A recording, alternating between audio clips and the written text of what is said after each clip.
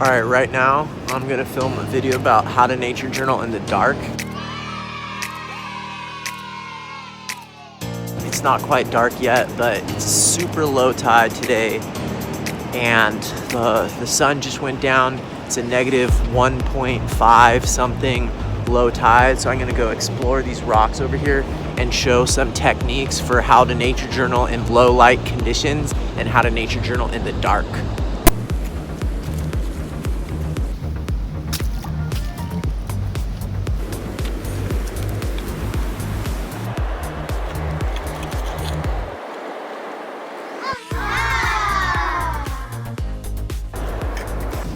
Sometimes you just gotta try stuff. So I've never gone tide pooling in the dark before in California. I have in Costa Rica, but I've never nature journaled in the dark in the tide pools. I've done other nature journaling in the dark in other locations, and so today I thought I would come out here and film a video about how to do it.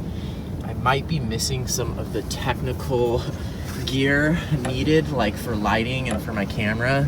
I foresee that being a challenge, but at the very least I'm getting out here and checking it out, and I can learn something on this trip about what kind of supplies I need, what kind of lights I need, and camera gear, and then also just like what it takes to nature journal.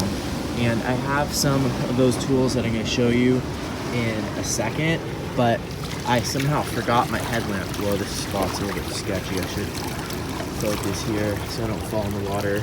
There's several coastal hazard warnings in effect right now due to the extreme tides, but I'm not too worried. I'm paying attention to the waves and just getting out here to see what it's like.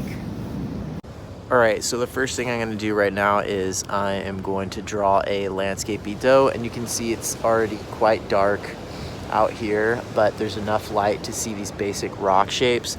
So it's kind of a cool opportunity to practice focusing on values and not worry about color, because right now you can't see color. Anyways, I'm going to try to do that while things are getting a little bit darker. Okay, tip number one, you want to use the natural light for as long as you can before you start turning on your bright lights. And that goes for your paper as well. So I have one tool that I like to use, which is this book light that I clip onto my nature journal, but I'm going to wait as long as possible before I start using that, because once your page is lit up that bright and then you look at your subject's going to be a lot harder to see. So wait as long as possible before using your artificial lights. Tip number two, use a book light. This book light right here is called Mighty Bright. It might not be the best one, but it's worked fine for me.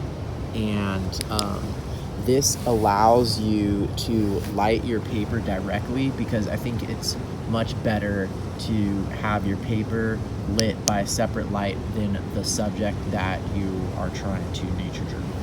So that way you have more control what kind of light you use. Like I could be using a black light right now to look at my subject, and then have my book lamp over here. You can also always turn off your subject light and just have your nature journal book light on.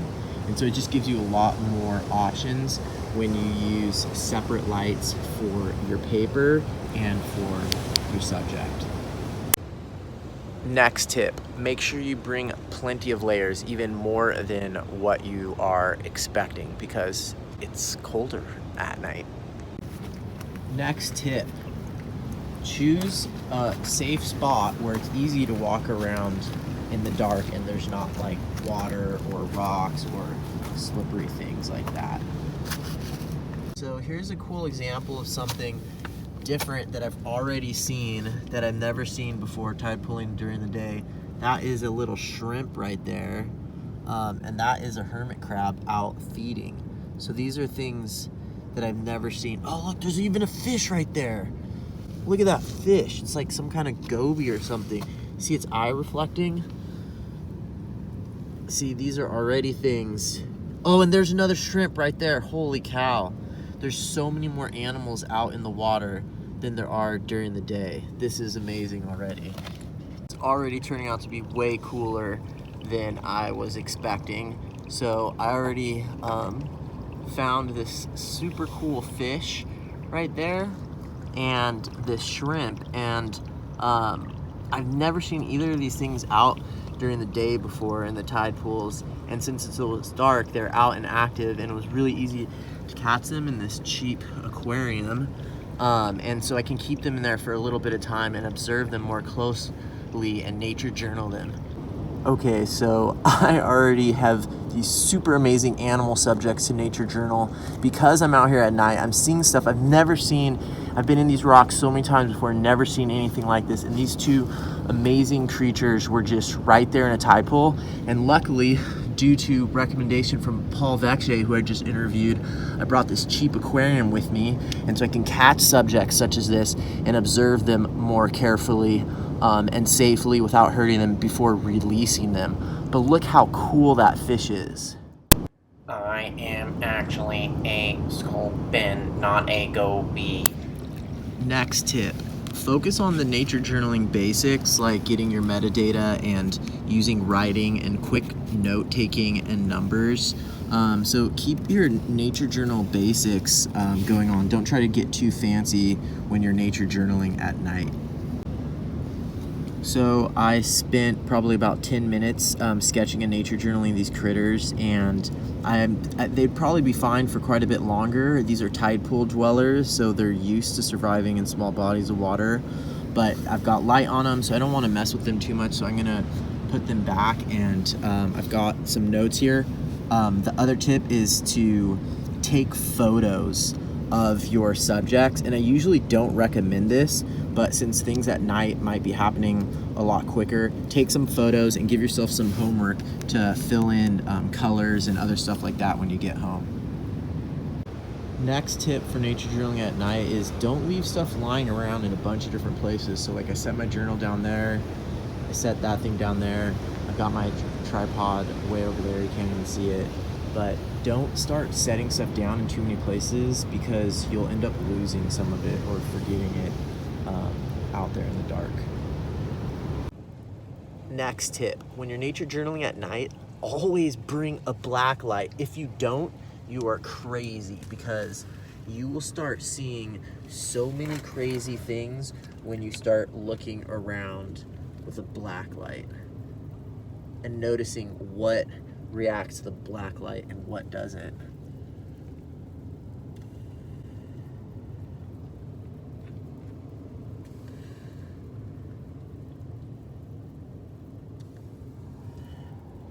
Okay, one more tip for nature journaling in the dark is to be really careful to pay attention to landmarks when you walk out, especially if you walk out during the day, because everything always looks really different once it gets dark. Final tip for nature journaling in the dark is to have fun and stop before you're done. So I'm just gonna nature journal for a really short amount and call it good, and maybe I'll explore and just look at stuff a little bit more, because when you do it that way, instead of pushing yourself to your last ounce of energy, by doing it this way, you end on a really good note, and that makes your brain want to do it again. It's kind of like when you get really good fancy food. Fancy food doesn't come in huge amounts. It comes in a really small amount, so it's like you're still a little bit hungry when you're done, and that will make you want to come back for more. So since this is my first time nature journaling in the dark while tide pooling, I'm just gonna stop right here and then leave on a really good note, have fun, don't push myself too hard, and that way I'll be sure to come back and do it again, because repetition is really the most important thing. I hope that video helped you. No one else has ever made a video about how to nature journal in the dark before, as far as I know. So if you like this video, if you got any inspiration, education, or entertainment from it, definitely give it a thumbs up and comment something down below. If you're new, subscribe to the channel. Make sure you're getting notifications. And to really help me even more, check out my Patreon page. Sometimes I post videos there that no one else gets to see for my patrons, And you can support me even with a really small amount of money, because I am doing this full time. I want to keep making better, more exciting, more educational, and more entertaining videos for you. And right now, I'm not monetizing them in any way. So go ahead over to my Patreon, check it out, and you can support me with as little as $2 a month. Bye. Check out these other videos.